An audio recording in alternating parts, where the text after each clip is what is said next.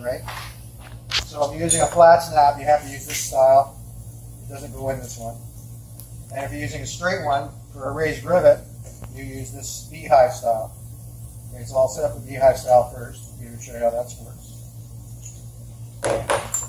So what I have here is I have two 3/16 rivets, or number 10s. One's a countersunk, one's raised, universal. So I'm just going to set the universal first, just to show you the difference in intensity as far as like a really small rivet versus a really big rivet.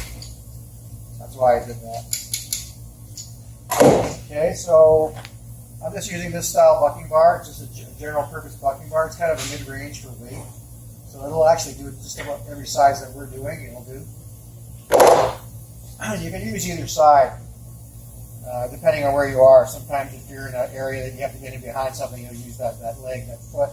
And same with this. But this one's, of course, you can see a lot beefier. So this side you could use for light rivets. You can use it for both, but this one will work for light ones where it might not work great for 3/16.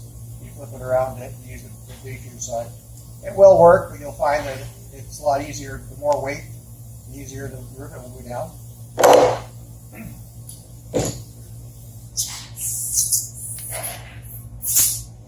When you're setting up your gun, like not all of them have regulators, fortunately, but if yours has a regulator, you want to, everybody get the ear protection in? You want to go to a piece of wood and just hit, and what you don't want is this wood to split.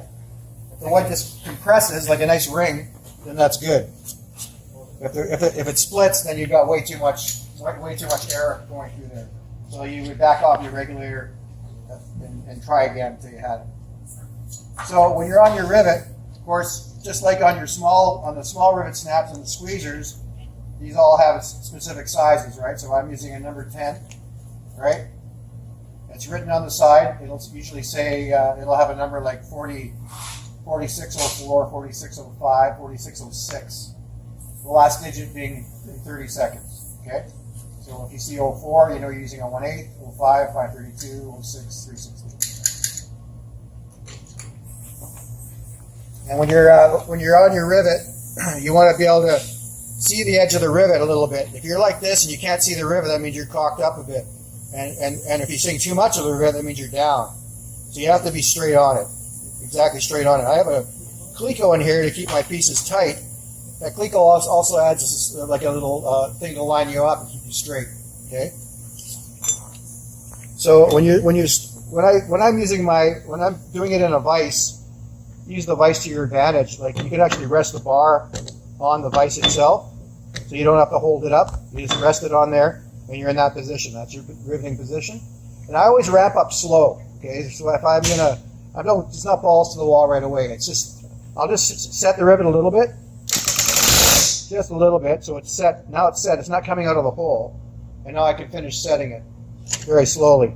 And you can do short bursts, but I like this to do a little bit at a time.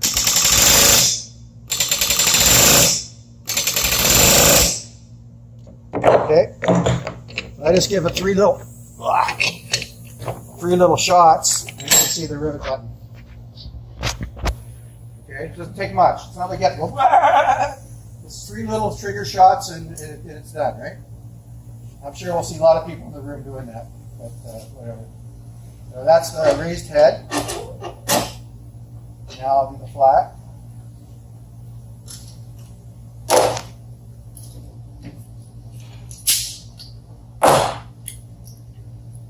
Always disconnect your air. Now I have to use a different spring, right? You can load these both ways. You can put them in there prior. It's always easier to put in prior, but sometimes bending that spring back is a little hard. That's it, okay? It's not like that real cheapy one that I showed you in the demo before it pulled out. These heavier duty ones, they don't. They're pretty good, they don't.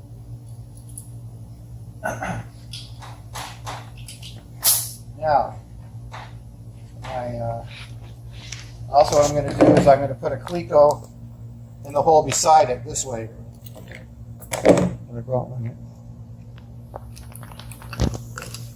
Always keeping it clamped as you're going down. If you're doing long row rivets, always have a cleco every time that you're going, just to keep everything nice and tight, okay?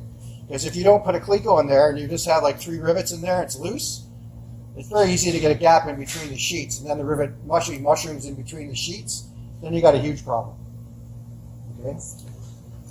And again, I'm just going to get my flat snap on there. So if the spring's in your way, just turn it around, okay? Get on there as best you can. This cleco's actually in my way, so what I'm going to do is do this.